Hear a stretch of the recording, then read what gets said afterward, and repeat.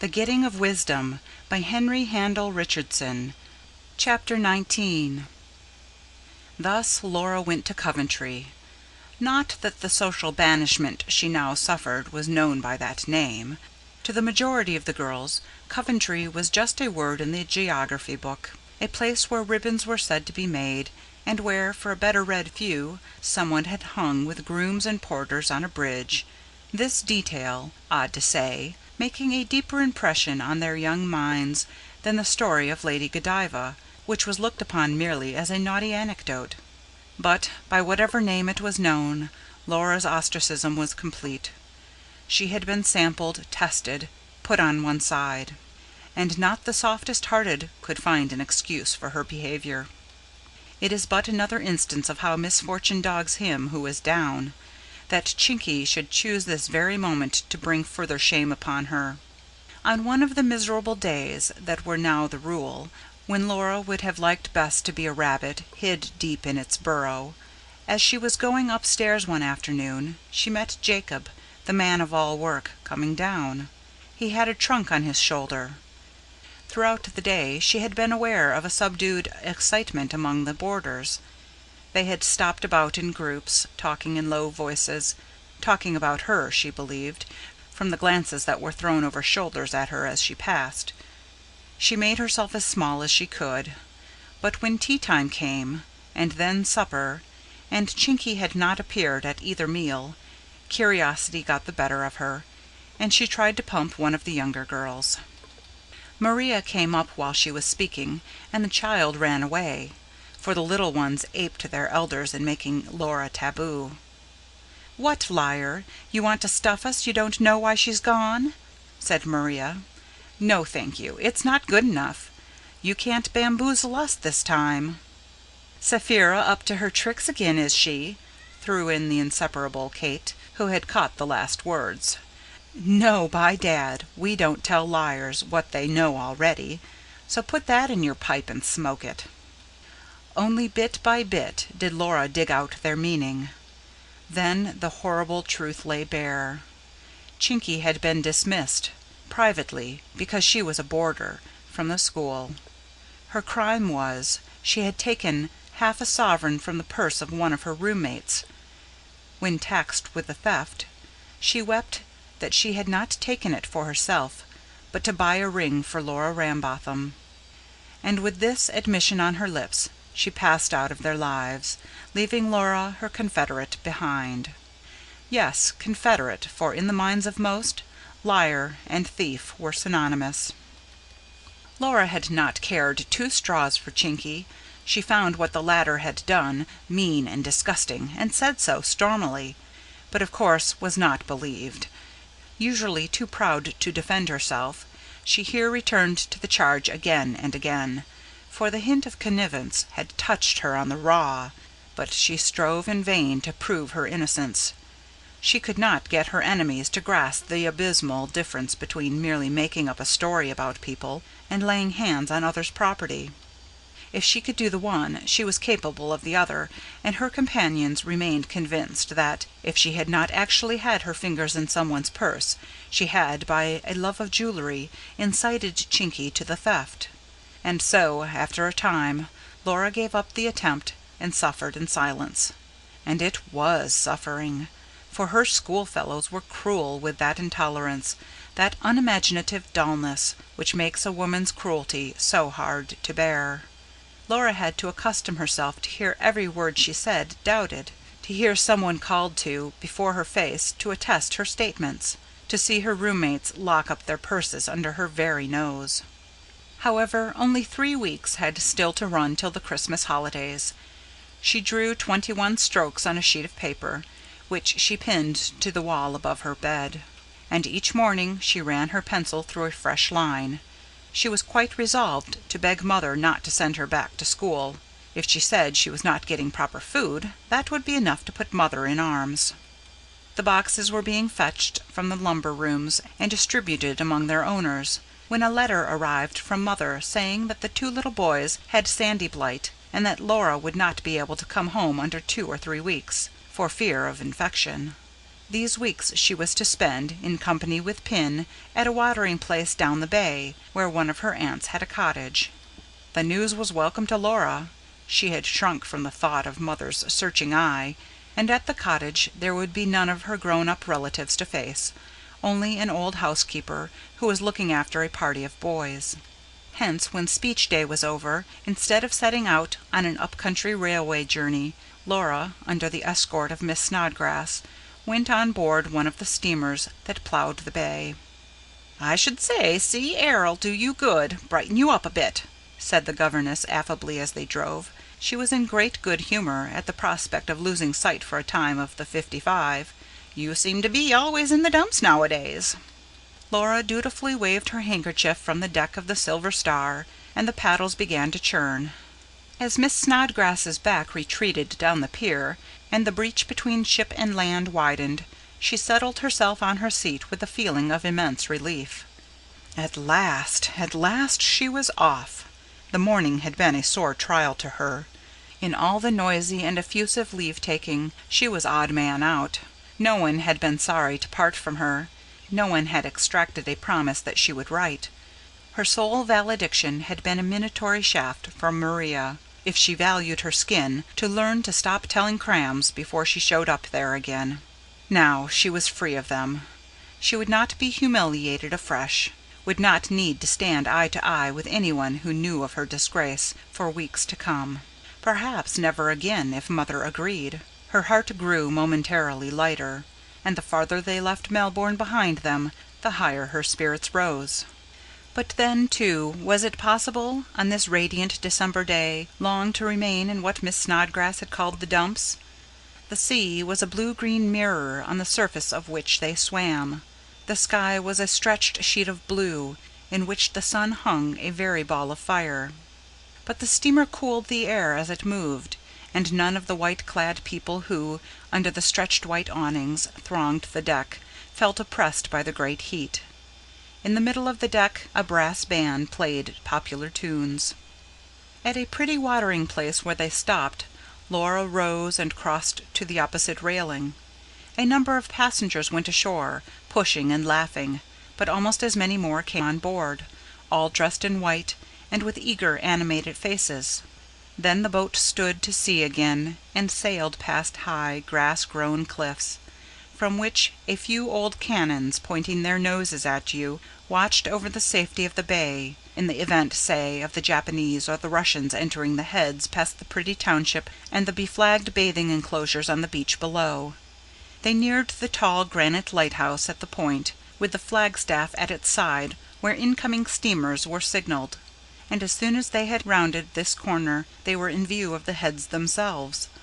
From the distant cliffs there ran out, on either side, brown reefs which made the inrushing water dance and foam, and the entrance to the bay narrow and dangerous. On one side there projected the portion of a wreck which had lain there as long as Laura had been in the world. Then, having made a sharp turn to the left, the boat crossed to the opposite coast, and steamed past barrack-like buildings laying asleep in the fierce sunshine of the afternoon, and in due course it stopped at Laura's destination. Old Anne was waiting on the jetty, having hitched the horse to a post. She had driven in the shandrydan to meet Laura, for the cottage was not on the front beach, with the hotels and boarding-houses, the fenced-in baths, and great gentle slopes of yellow sand. It stood in the bush, on the back beach, which gave to the open sea. Laura took her seat beside the old woman in her linen sunbonnet, the body of the vehicle being packed full of groceries and other stores, and the drive began. Directly they were clear of the township the road, as good as ceased, became a mere sandy track, running through a scrub of tea-trees. And what sand! White, dry, sliding sand, through which the horse shuffled and floundered, in which the wheels sank and stuck.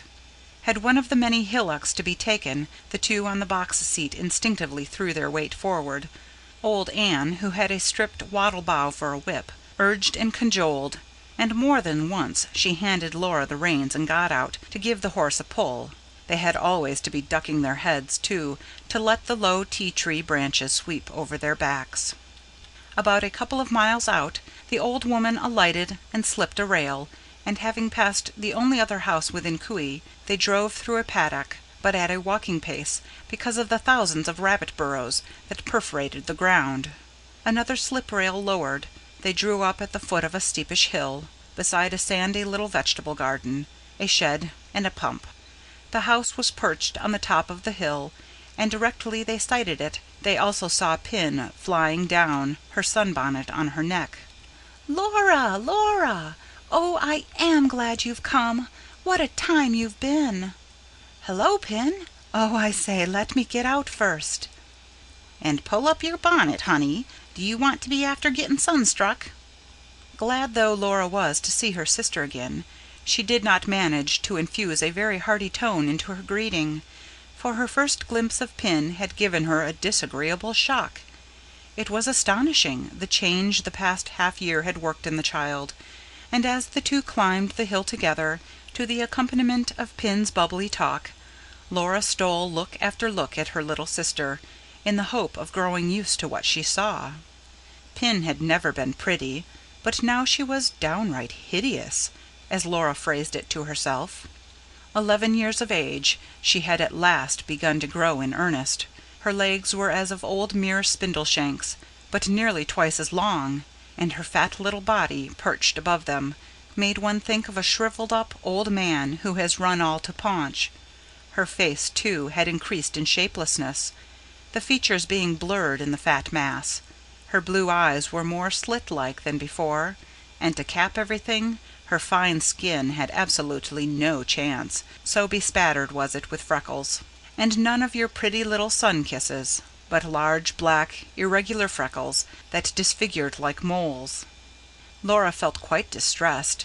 It outraged her feelings that anyone belonging to her should be so ugly, and as Pin, in happy ignorance of her sister's reflections, chattered on, Laura turned over in her mind what she ought to do. She would have to tell Pin about herself, that was plain. She must break the news to her in case others should do it, and more cruelly. It was one consolation to know that Pin was not sensitive about her looks, so long as you did not tease her about her legs. There was no limit to what you might say to her. The grieving was all for the onlooker. But not today. This was the first day, and there were pleasanter things to think of. So, when they had had tea, with condensed milk in it, for the cow had gone dry, and no milkman came out so far, when tea was over, and that was all that could be undertaken in the way of refreshment after the journey, washing your face and hands, for instance, was out of the question. Every drop of water was to be carried up the hill from the pump, and old Anne purposely kept the ewers empty by day. If you would wash, you must wash in the sea. As soon, then, as tea was over, the two sisters made for the beach. The 4-roomed, weatherboard cottage, to which at a later date a lean-to had been added, faced the bush. From the veranda there was a wide view of the surrounding country. Between the back of the house and the beach rose a huge sand-hill, sparsely grown with rushes and coarse grass. It took you some 20 minutes to toil over this, and boots and stockings were useless impedimenta, for the sand was once more of that loose and shifting kind in which you sank at times up to the knees, falling back one step for every 2 you climbed. But then sand was the prevailing note of this free and easy life. It bestrewed veranda and floors. You carried it in your clothes. The beds were full of it. It even got into the food, and you were soon so accustomed to its presence that you missed the grit of it underfoot, or the prickling on your skin, did old Anne happen to take a broom in her hand, or thoroughly remake the beds. When, however, on your way to the beach, you had laboriously attained the summit of the great dune, the sight that met you almost took your breath away. As far as the eye could reach, the bluest of skies melting into the bluest of seas, which broke its foam-flecked edge against the flat brown reefs that fringed the shore. Then downhill, with a trip and a flounder that sent the sand man-high, and at last you were on what Laura and Pin thought the most wonderful beach in the world. What a variety of things was there! Whitest, purest sand, hot to the touch as a zinc roof in summer. Rocky caves and sandy caves, hung with crumbling stalactites. At low tide, on the reef, lakes and ponds and rivers deep enough to make it unnecessary for you to go near the ever-angry surf at all. Seaweeds that ran through the gamut of colors, brown and green, pearl pink and coral pink, to vivid scarlet and orange. Shells beginning with tiny grannies and cowries, and ending with the monsters in which the breakers had left their echo. The bones of cuttlefish, light as paper, and shaped like javelins. And what was best of all, this beach belonged to them alone. They had not to share its treasures with strangers, except the inhabitants of the cottage. Never a soul set foot upon it. The chief business of the morning was to bathe. If the girls were alone and the tide full, they threw off their clothes and ran into a sandy shallow pool where the water never came above their waists, and where it was safe to let the breakers dash over them. But if the tide were low, the boys bathed too, and then Pin and Laura tied themselves up in old bathing gowns that were too big for them, and all went in a body to the half-moon hole. This pool, which was about 20 feet long and 10 to 15 deep, lay far out on the reef, and at high tide was hidden beneath surf and foam. At low water, on the other hand, it was like a glass mirror reflecting the sky, and so clear that you could see every weed that waved at the bottom. Having cast off your shoes, you applied your soles gingerly to the prickles of the rock. Then plop! In you went. Pin often needed a shove from behind, for nowhere, of course, could you get a footing, but Laura swam with the best. Some of the boys would dive to the bottom and bring up weeds and shells, but Laura and Pin kept on the surface of the water, for they had the imaginative dread common to children who know the sea well, the dread of what may lurk beneath the thick black horrors of seaweed. Then, after an hour or so in the water, home to dinner, hungry as swagmen, though the bill of fare never varied. It was always rabbit for dinner, crayfish for tea, for the butcher called only once a week, and meat could not be kept an hour without getting fly-blown. The rabbits were skinned, and in the stew-pot before they were cold. The crayfish died an instant death, one that drove the blood to Laura's head, and made Pin run away and cry, with her fingers in her ears, for she believed the sizzling of the water, as the fish were dropped in, to be the shriek of the creatures in their death agony. Except in bathing, the girls saw little of the boys. Both were afraid of guns, so did not go out on the expeditions which supplied the dinner-table, and old Anne would not allow them to join the crayfishing excursions, for these took place by night, off the end of the reef, with nets and torches, and it sometimes happened, if the surf were heavy, that one of the fishers was washed off the rocks, and only hauled up again with considerable difficulty. Laura took her last peep at the outside world every evening, in the brief span of time between sunset and dark. Running up to the top of one of the hills, and letting her eyes range over sky and sea, she would drink in the scents that were waking to life after the burning heat of the day. Salt water, warmed sand and seaweeds, tie scrub, sour grass, and the sturdy berry bushes high as her knee, through which she had ploughed her way. That was one of the moments she liked best, that and lying in bed at night, listening to the roar of the surf, which went on and on like a cannonade, even though the hill lay between. It made her flesh crawl, too, in delightful fashion, did she picture to herself how alone she and Pin were in their room. The boys slept in the lean-to on the other side of the kitchen, old Anne at the back. For miles round, no house broke the solitude of the bush. Only a thin wooden partition separated her from possible bushrangers, from the vastness and desolation of the night, the eternal booming of the sea. Such was the life into which Laura now threw herself heart and soul, forgetting, in the sheer joy of living, her recent tribulation.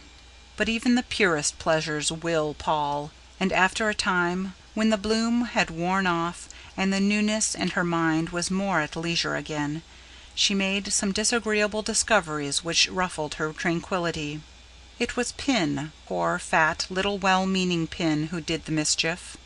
Pin was not only changed in looks, her character had changed too, and in so marked a way that before a week was out the sisters were at loggerheads. Each day made it plainer to Laura that Pin was developing a sturdy independence. She had ceased to look up to Laura as a prodigy of wisdom, and had begun to hold opinions of her own. She was, indeed, even disposed to be critical of her sister, and criticism from this quarter was more than Laura could brook. It was just as if a slave usurped his master's rights. At first speechless with surprise, she ended by losing her temper, the more because Pin was prone to be mullish, and could not be got to budge, either by derision or by scorn, from her espoused views. They were those of the school at which for the past half-year she had been a day pupil, and seemed to be unassailable. Laura found them ridiculous, as she did much else about Pin at this time. Her ugliness, her setting herself up as an authority, and she jeered unkindly whenever Pin came out with them. A still more ludicrous thing was that, despite her plainness, Pin actually had an admirer. True, she did not say so outright. Perhaps she was not even aware of it. But Laura gathered from her talk with a boy at her school, a boy some 3 years older than herself, had given her a silk handkerchief, and liked to help her with her sums. And to Laura this was the most knock-down blow of all. One day it came to an open quarrel between them. They were lying on the beach after bathing, trying to protect their bare and blistered legs from the sandflies. Laura, flat on her back, had spread a towel over hers. Pin sat Turk fashion, with her legs beneath her, and fought the flies with her hands. Having vainly endeavoured to draw from the reticent Laura some of those school tales of which, in former holidays, she had been so prodigal, Pin was now chattering to her heart's content about the small doings of home. Laura listened to her with the impatient toleration of one who has seen the world. She really could not be expected to interest herself in such trifles, and she laughed in her sleeve at Pin's simpleness. When, however, her little sister began to enlarge anew on some wonderful orders Mother had lately had, she could not refrain from saying crossly, "You've told me that a dozen times already, and you needn't bawl it out for everyone to hear." "Oh, Laura, there isn't anyone anywhere near us. And even if there were, why, I thought you'd be so pleased. Mother's going to give you an extra shilling pocket money 'cause of it." "Of course I'm pleased. Don't be silly, Pin." "I'm not always silly, Laura," protested Pin. "And I don't believe you are glad, a bit. Old Anne was, though. She said, bless her dear heart." "Old Anne? Well, I just wonder what next. It's none of her dashed business." "Oh, Laura," began Pin, growing tearful both at words and tone. "Why, Laura, you're not ashamed of it, are you, that Mother does sewing?" And Pin opened her lobelia blue eyes to their widest, showing what very big eyes they would be, were they not so often swollen with crying. "Of course not," said Laura tartly. "But I'm blessed if I can see what it's got to do with old Anne." "But she asked me what Mother was working at, and if Mother's got any new customers. She just loves Mother." "Like her cheek!" snapped Laura, poking her ugly old nose into what doesn't concern her. "You should just have said you didn't know." "But that would have been a story, Laura," cried Pin, horrified. "I did know, quite well." "Good gracious, Pin, you—" "I've never told a story in my life," said Pin hotly, "and I'm not going to either, for you or anyone. I think you ought to be ashamed of yourself." "Hold your silly tongue." "I shan't, Laura, and I think you're very wicked. You're not a bit like what you used to be, and it's all going to school that's done it. Mother says it is."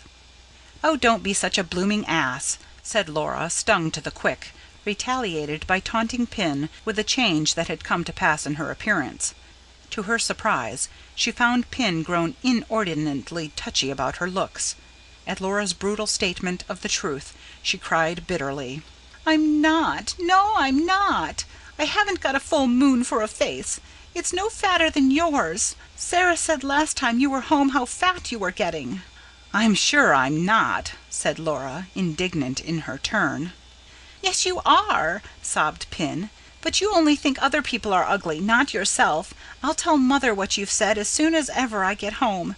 And I'll tell her, too, you want to make me tell stories, and that I'm sure you've done something naughty at school, 'cause you won't ever talk about it, and how you're always saying bad words like blooming and gosh and golly. Yes, I will." You were always a sneak and a telltale. And you were always a greedy, selfish, deceitful thing. You don't know anything about me, you numbskull, you. I don't want to. I know you're a bad, wicked girl." After this exchange of home truths, they did not speak to each other for 2 days. Pin had a temper that smouldered, and could not easily forgive. So she stayed at old Anne's side, helping to bake scones and leather jackets, or trotted after the boys, who had dropped into the way of saying, "Come on, little Pin," as they never said, "Come on, Laura." And Laura retired in lonely dudgeon to the beach. She took the estrangement so much to heart that she eased her feelings by abusing Pin in thought.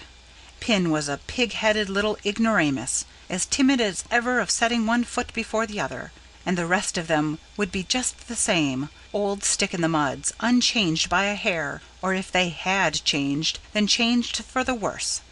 Laura had somehow never foreseen the day on which she would find herself out of tune with her home circle. With unthinking assurance she had expected that Pin, for instance, would always be eager to keep pace with her. Now she saw that her little sister would probably never catch up to her again. Such progress as Pin might make, if she were not already glued firm to her silly notions, would be in quite another direction. For the quarrel had made one thing plain to Laura with regard to her troubles: she need not look to Pin for sympathy. If Pin talked such gibberish at the hint of putting off an inquisitive old woman, what would she, and not she alone, what would they all say to the tissue of lies Laura had spun round Mr. Shepherd, a holy man, a clergyman, and a personal friend of Mother's into the bargain? She could not blink the fact that, did it come to their ears, they would call her in earnest what Pin had called her in her temper: bad and wicked. Home was, alas, no longer the snug nest in which she was safe from the slings and shanghais of the world. And then there was another thing. Did she stay at home, she would have to relive herself into the 1,001 gimcrack concerns which now, as set forth by Pin, so bored her.